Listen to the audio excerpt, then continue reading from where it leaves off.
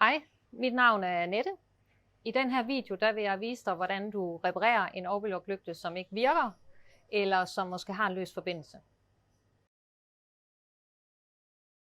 Når en overlock-lygte ikke virker, så er det ofte fordi den ikke er blevet efterspændt, inden den blev taget i brug første gang, eller efter den er blevet skilt ad. Så det du skal gøre, det er simpelthen, at basen skal efterspændes. Det kan du enten gøre med hånden, eller med det medfølgende service-tool. Grunden til, at lygten skal efterspændes, det er, at den ikke bliver spændt 100%, når vi producerer dem. Og det er for at modvirke, at den bruger af batteriet, når den er i emballagen.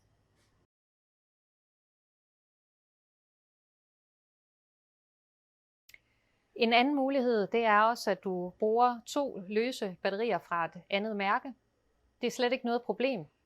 Det du bare skal gøre, det er, at du lige skal løfte de små ben i batterifjederen her, cirka 1 millimeter mod dig selv. Grunden til, at du skal det, er, at Orvelock batteripakken den er lige lidt højere, og ved at gøre det, så udligner du den højdeforskel.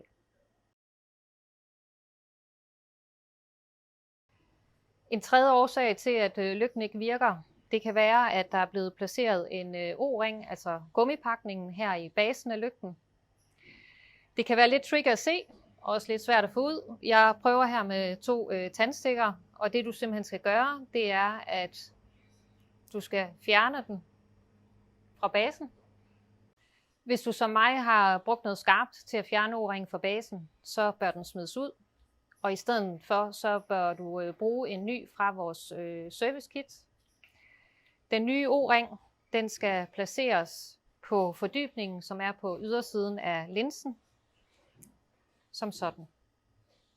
Vi ved, at det kan være vanskeligt både at identificere, at der er en O-ring i basen, og også at fjerne den. Så det her step er noget, der kræver lidt tålmodighed.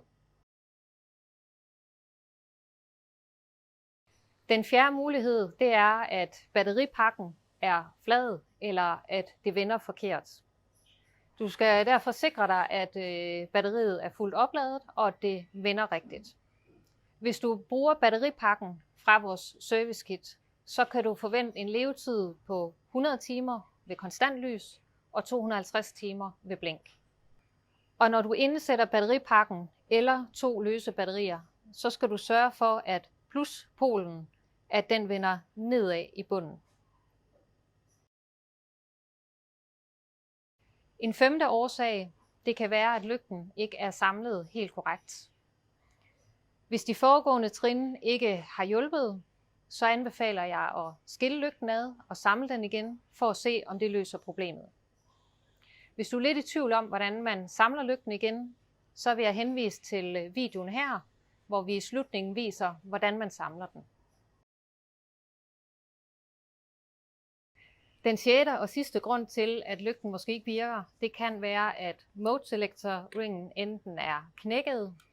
Det kan også være, at den lille magnet, som sidder heri, som I ser her, at den enten mangler, eller at den er rusten. I så fald, så skal den selvfølgelig skiftes ud. Og i den video, jeg henviste til i det sidste punkt, der vil I kunne se, hvordan at man skifter mode selector ringen.